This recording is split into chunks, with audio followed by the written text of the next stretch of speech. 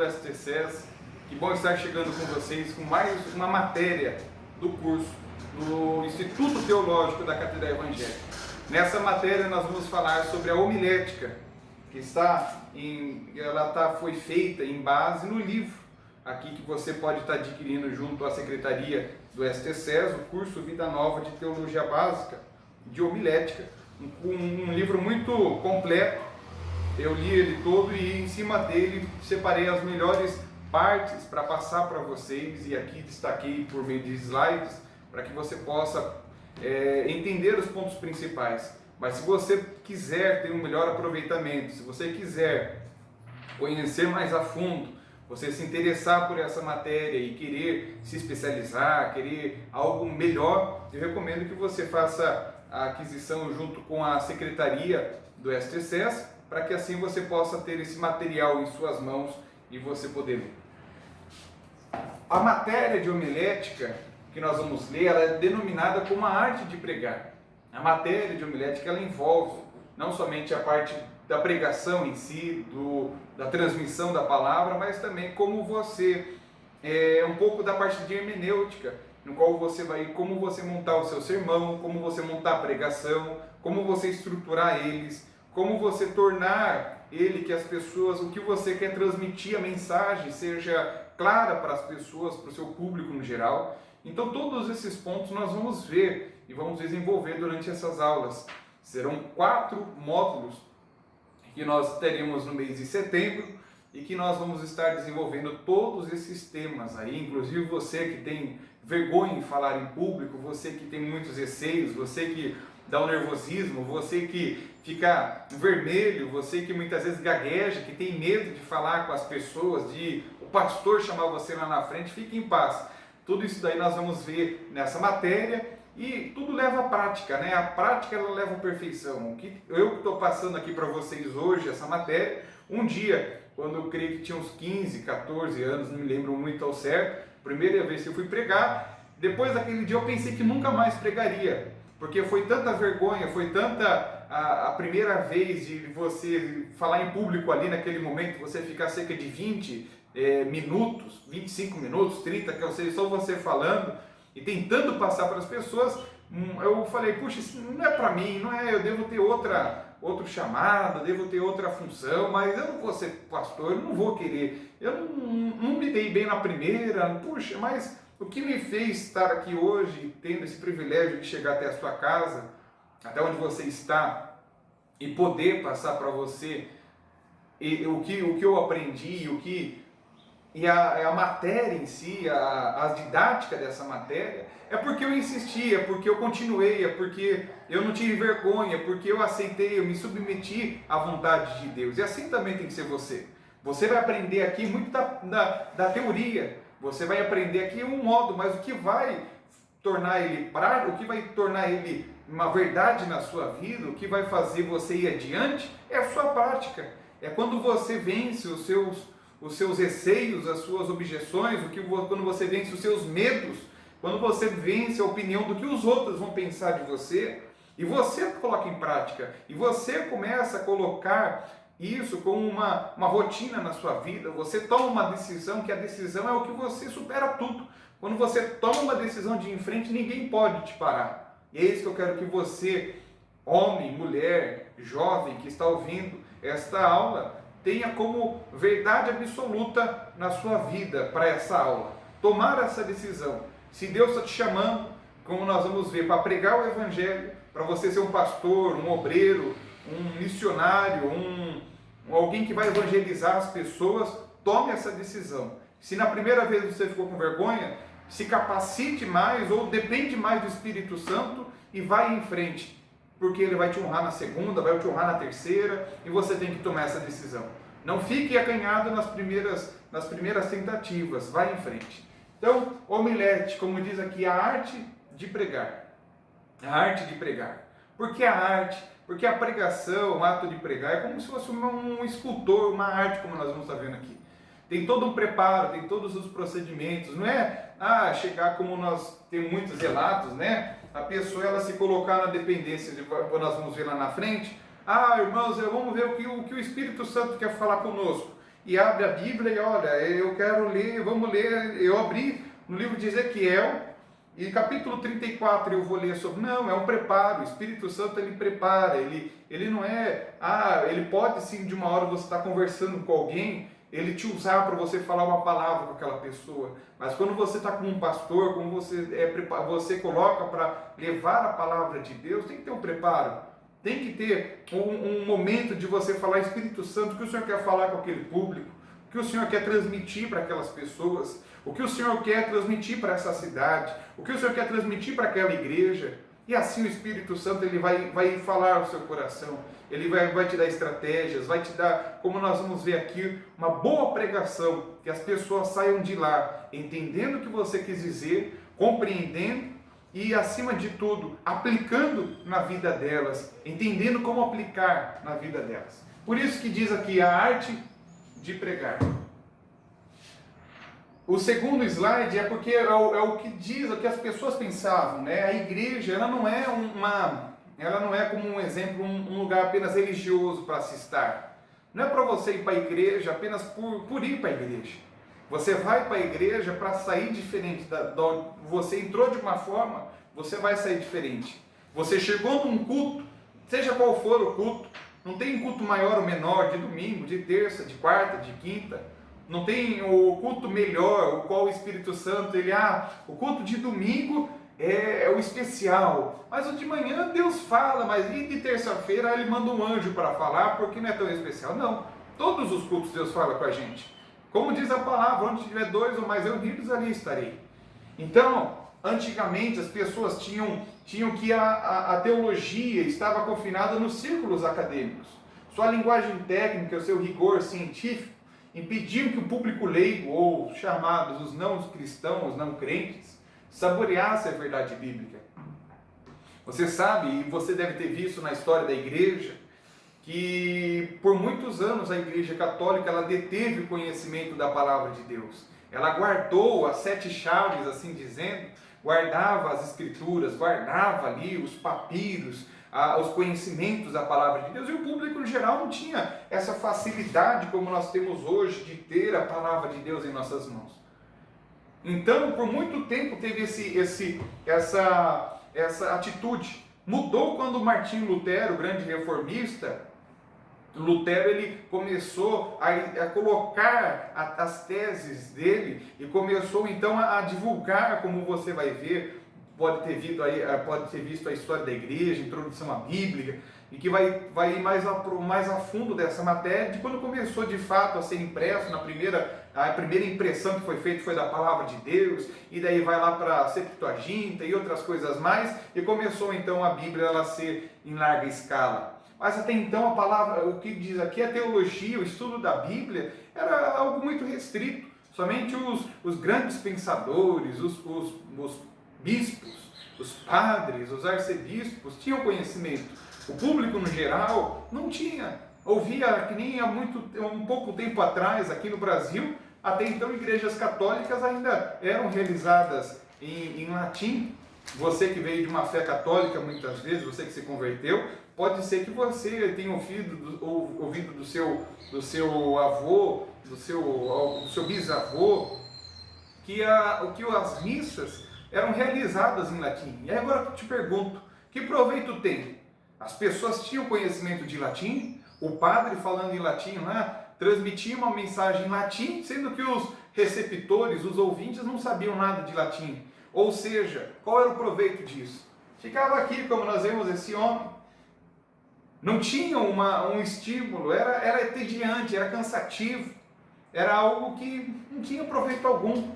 Então, a parte que ele ouvia longos sermões, que nem sempre atingiu o coração dos ouvintes, muito menos a sua mente. Não tinha nenhum proveito, como diz a palavra de Deus, não é que a palavra de Deus não chegava até eles, é que eles, muitas vezes, eram de forma errada.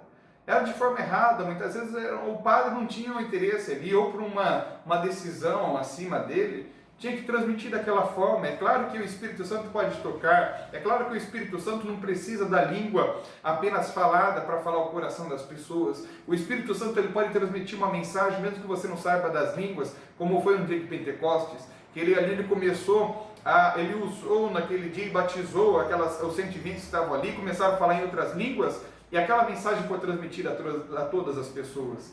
A todos que estavam ali ouviam nas suas próprias línguas. O Espírito Santo tem. Você pode ouvir um lindo louvor em inglês e outra língua que você não sabe e ser tocado pelo Espírito Santo, o Espírito Santo falar com você. Mas a parte do sermão em si, ele tem que ser transmitido de uma melhor forma. É como está escrito no livro de Lucas, capítulo 24, 41.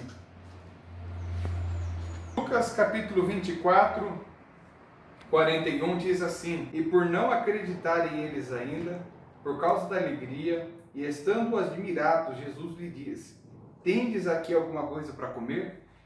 Você vê que até os discípulos, que diz aqui no verso 41, mesmo ouvindo os ensinamentos de Cristo, quando ele voltou, ele ressuscitou, eles não acreditavam ainda. Então, por isso que é importante o estudo da homilética, o ato de pregar, para que as pessoas possam entender, que as pessoas hoje, muitas vezes, as pessoas ouvem muita informação, né? Principalmente com esse avanço aí do coronavírus, as lives. Hoje as pessoas ouvem de tudo, mas pouco colocam em prática. Todos devem renovar a mente para experimentar a boa, agradável e perfeita vontade de Deus, aqui está escrito lá no livro de Romanos, capítulo 12, versos 2. Todos devem estar preparados para responder àqueles que pediram a razão da esperança que há neles. 1 Pedro, capítulo 3, versos 15. Esse daqui é para a pessoa que fala assim: puxa, pastor, mas eu estou aprendendo da matéria de homilética, mas eu não vou querer ser um pastor. Eu estou querendo me desenvolver, conhecer mais a Bíblia, mas a palavra de Deus diz aqui: olha, você tem que estar preparado para responder para uma pessoa. Você sabe que é muito comum você estar muitas vezes num almoço, em qualquer um jantar, no seu trabalho, você está no seu horário lá de descanso, e sempre vem aquelas pessoas que perguntam para você: mas e aquilo? E aquele outro que aconteceu? E isso que está referente à Bíblia? Será que é verdade? Será que não é? Você acredita? As pessoas perguntam: mas você perdoa? Você acredita no pastor diz? Você dá o dízimo na igreja? E você tem que estar preparado. Você que foi batizado pelo Espírito Santo tem que estar preparado para dar a razão da sua fé, a razão da esperança de você acreditar num Cristo ressurreto. Você tem que estar preparado para os ímpios, para os incrédulos, de estar lá falando para eles: é porque você é um pastor, é porque você é lavado remido do sangue do Cordeiro, é porque você um dia foi comprado lá na cruz e o Senhor Jesus espera isso de você, espera de mim, de você. Abrirmos a nossa boca e sermos testemunha. Como diz lá: quando descer sobre vós o Espírito Santo, sereis a minha testemunha em toda a Judéia, Samaria e até os confins da terra. Não é isso que diz a palavra de Deus? Testemunha, independente se você é um pastor que prega para 5.000 pessoas, ou se você é uma pessoa que está evangelizando a uma pessoa, um familiar seu. Você tem que estar preparado, você tem que saber como abordar, como falar, como convencer a pessoa de que você de fato acredita, passar o que tem dentro de você. Por isso que diz aqui, esse é o primeiro trecho. E o segundo é o que nós estamos falando: a pregação não é somente estar em cima de um púlpito e pregando de uma forma, com as liturgias. Não, a pregação você pode seguir, uma liturgia você não pode. Você pode muitas vezes estar no encontro de jovens e você pode ali abordar de uma outra forma, fazer círculos e outras coisas mais. Você pode, como nós temos aqui na imagem, ter os meios de comunicação hoje em dia, né? Tem que ter, como diz aqui, renovar, e temos que estar sempre renovando a nossa mente para experimentar a boa vontade de Deus. Deus nos dá muitas formas, que o mundo é muito rápido hoje em dia, é ou não é? O mundo é muito rápido. Vocês vejam, até o começo, quando eu fui convidado era para dar aula presencial, e hoje nós estamos aí dando aula por via online, por causa de uma circunstância que foi superior ao que aconteceu, né? Essa situação que estamos vivendo agora. Então nós tivemos que nos atualizar para transmitir para vocês o conhecimento, para que vocês pudessem aprender. Assim também a igreja, você pastor, você que quer dar uma liderança, tem que estar sempre renovando, para renovar para chegar até as crianças, para renovar para chegar até os membros. O que nós temos aqui, programa de rádio, televisão, internet, Facebook, redes sociais, o que as pessoas aí dizem, os áudios que dá para ouvir, e outras coisas mais aí que tem aí o Spotify, Deezer e outras ferramentas mais, que o pastor, que você que quer transmitir, você pode utilizar. Você tem inúmeras ferramentas nas suas mãos que Deus ele te dá, que você tem em suas mãos, que Deus te dá a capacidade para que você use delas, para que o máximo de pessoas possa conhecer e ouvir a palavra de Deus.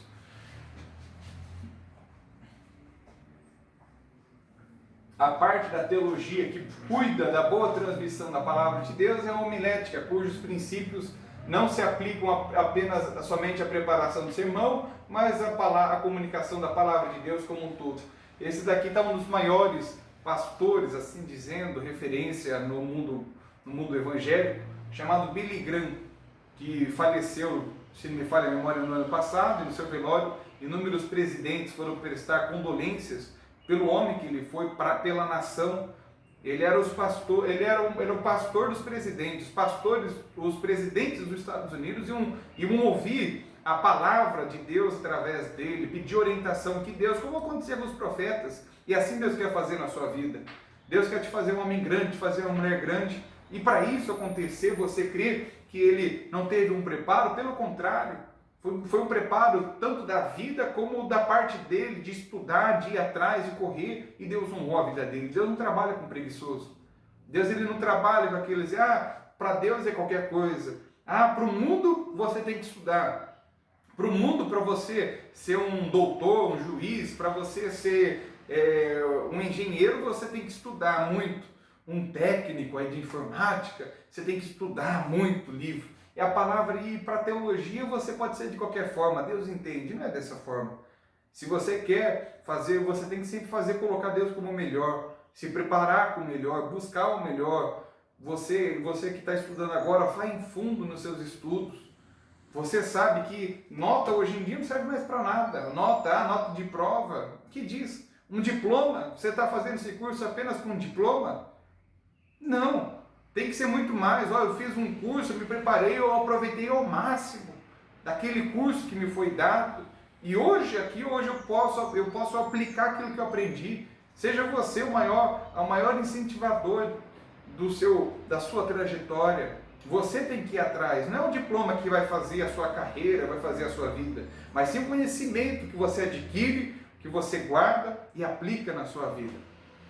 Para que um dia eu e você possamos estar como esse homem que a honra não é dele, nós não honramos ele, mas Deus honrou a vida dele, Deus colocou ele em lugares grandes, que é o querer dele.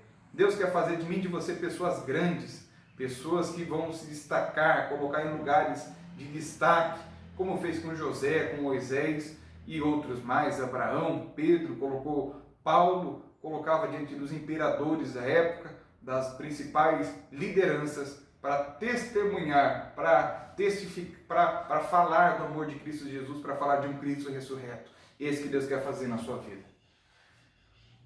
Anunciar as grandezas de Deus requer preparo no falar, é o que nós acabamos de falar.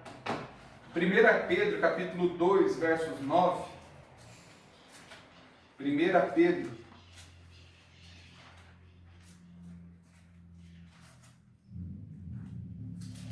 capítulo 2,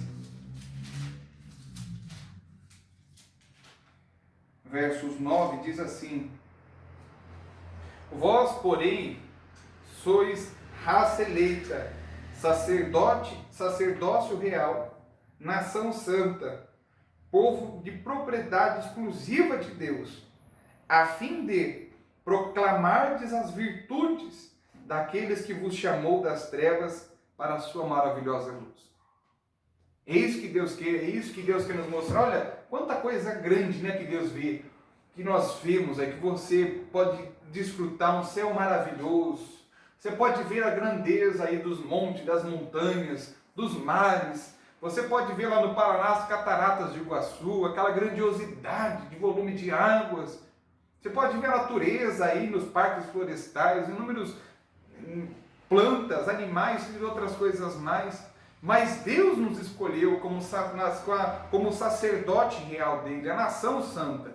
Para quê? Para que nós testificássemos por meio da nossa fala, da nossa vida, essa grandeza dele. Pudéssemos aqui, como diz em 1 Pedro, falar do amor dele. Ele nos escolheu, ele te escolheu, e por isso que ele está querendo te preparar para você testemunhar, anunciar essa grandeza. Por isso que requer um preparo, porque são grandezas que ele nos preparou, não é uma coisa qualquer. Não é você chegar para a pessoa, olha, e falar de qualquer forma, de qualquer maneira, eu estou aqui, ficar acanhado, não. O que eu tenho aqui em minhas mãos, o que eu estou anunciando é grande, é algo muito poderoso. O que eu estou anunciando para as pessoas é vida, e vida em abundância. O que eu estou passando para elas, o que eu vou passar para uma senhora que vai chegar naquela igreja, que muitas vezes está desesperada, com o filho nas drogas, com problemas com o marido, aquele homem que estava pensando em se matar, que o filho só está afrontando ele, aquela pessoa que chegou já com tantos problemas, e ela vai estar ali sentada, como se fosse a última escolha da vida dela. Se depois daquilo não tiver nenhum sentido, mas para ela se mata.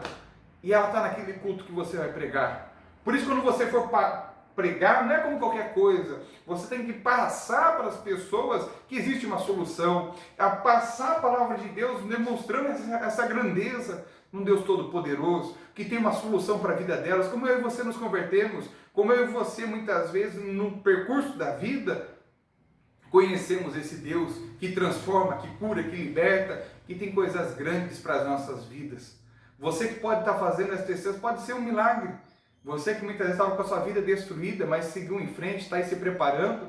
Assim Deus quer usar a sua vida para você também passar e ter esse preparo para anunciar essa grandeza, para anunciar esse Deus todo poderoso que tem o poder de mudar todas as coisas. Amém?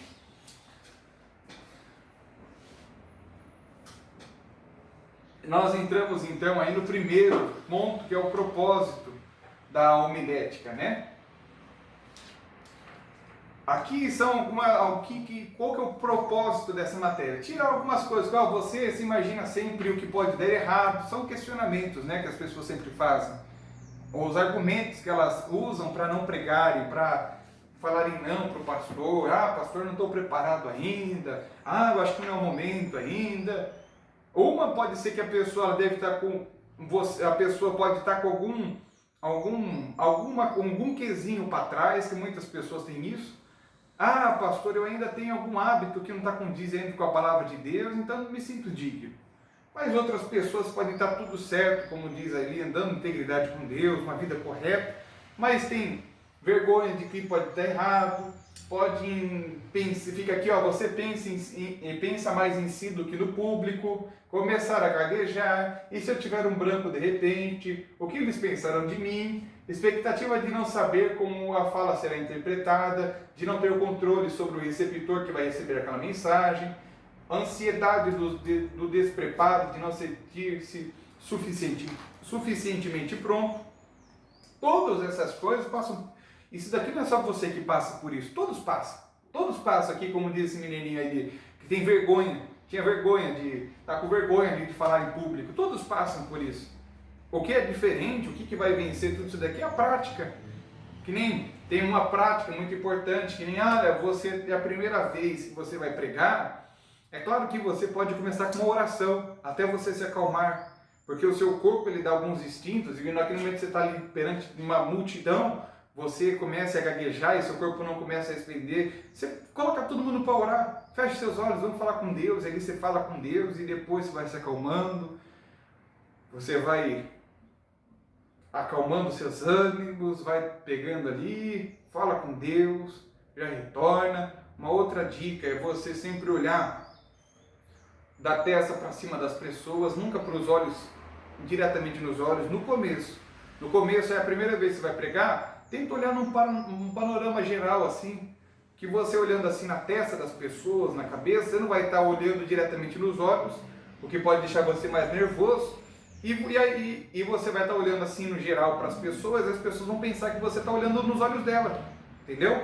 Você olha sempre aqui, você foca os seus olhos, que nem a nossa visão é muito potente, então você decide como focar. Eu posso estar olhando para cá, e eu posso decidir olhar nesse ponto preto aqui, e eu focar minha visão para olhar aqui, entendeu? É a mesma coisa que você vai fazer, sempre olhar daqui para cima, as pessoas vão pensar que vocês vão estar olhando para ela, e você na verdade não vai ter esse contato visual que poderia dar vergonha para você. É uma dica que nós damos aí para que você ou procurar pontos estratégicos, né?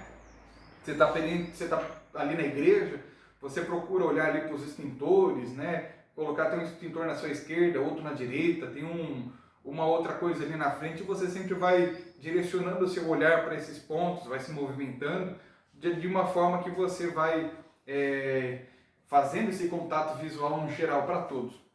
E dessa forma você vai tendo algumas coisas que vão estar te ajudando.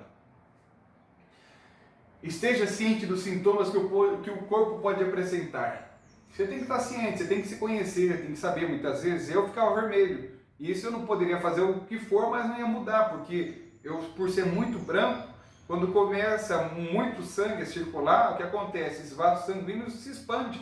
Então fica vermelho o meu rosto, fica aí todo manchado e não tem muito o que fazer. É respirar, ficar calmo e aceitar, não tem o que ficar nervoso. Ah, não, para quê? O que vai ganhar com isso, né? Ao perceber que as suas mãos estão suadas, sempre dá. A sua mão fica toda molhada, que a sua voz parece trêmula e que seu coração está agitado, respire e inspire calmamente. Sente-se, tenha consciência e controle sobre a situação. Controle os pensamentos automáticos que são prejudiciais, substitua-os por pensamentos positivos e mais, externe isso.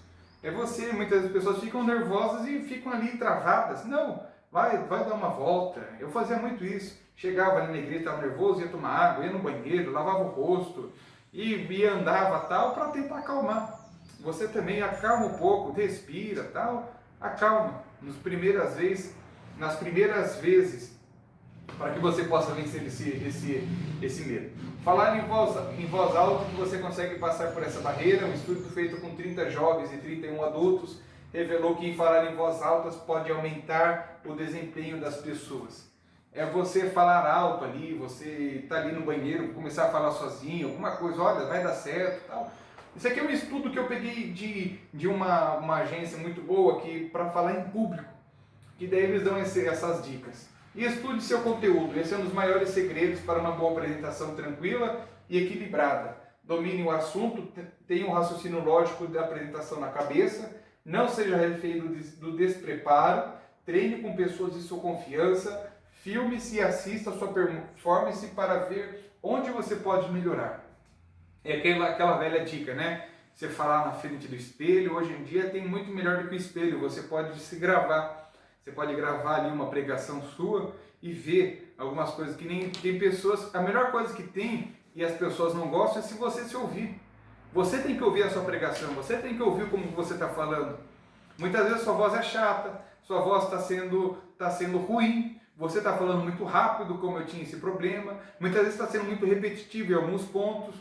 Ou você está falando um monte de coisa e não está dando para entender nada. Aí quando você se ouve, quando você se prepara, quando você tem esse primeiro impacto com você mesmo, ou com alguém que você tenha confiança, um namorado, namorada, esposo, esposa, pai, mãe, pergunta, como que tá?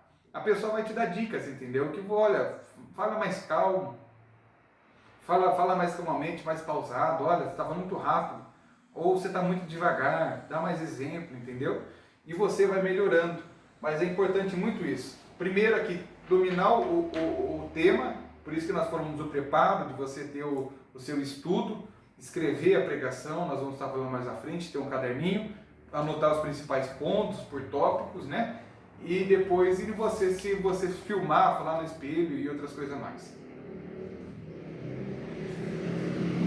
Não se esforçam e se esperam ser preenchidos por Deus instantes antes de subir o púlpito. Pregar a Bíblia se tornou secundária na hierarquia das tarefas do ministério e as necessidades urgentes da sociedade tiraram toda a energia do pregador. É o que nós estamos falando. As pessoas hoje em dia se preparam para tudo, se preparam para as coisas da igreja, atividades, tal, e deixam a pregação para de lado. Muitas vezes passa o culto todo falando de anúncios, coisas da igreja, e a pregação é 10 minutos, 5 minutos. É claro que tem cultos, vamos lá, um culto de libertação, um culto de oração. Puxa, é um outro tipo. Mas você nunca pode tirar e colocar, a pessoa ficar falando ali só de, que nem tem igreja, que tem política, ficar falando de política, o pastor fala da política, fala que apoia isso, fala que não sei o quê, e política, mais falou da política do que a palavra de Deus. A palavra de Deus não pode ser secundária no culto, ela tem que ser principal. E é o que nós estamos falando aqui, ó, esse pavor, esse medo, a pessoa pode usar disso como uma desculpa. Que nem teve um caso muito engraçado, né? Que diz que um pastor chegou e tinha essa mania de, vamos ver o que o Espírito Santo vai falar com a igreja hoje. E abria. E em cima de onde que ele colocasse o dedo, ele falava ali, né, do que ele queria passar para a igreja. Olha, abri aqui em 1 Reis, capítulo 9, versículo, entendeu? E daí teve um dia que ele chegou bem no meio da Bíblia. E aquelas Bíblias antigamente não tinha, era separado o Antigo com o Novo Testamento. Quando ele pegou ali, ele abriu a Bíblia, caiu naquela página em branco, ele colocou o dedo, não tinha nada, não tinha nenhum versículo. E daí, o que ele ia fazer? Daí ele chegou, irmão, vamos fechar nossas Bíblias que Deus quer falar com a gente hoje. Você vê que despreparo? Você vê que história até mesmo engraçada, Deus não quer falar com eu coloquei o dedo aqui e Deus direcionou para que eu não caiu aqui no sumário ou no meio da Bíblia e não tem nenhum versículo, Deus não quer falar com... Não é isso. Não é dessa forma. Deus ele quer um preparo, ele quer, como nós vimos, algo que você faça, colocando ele como prioridade.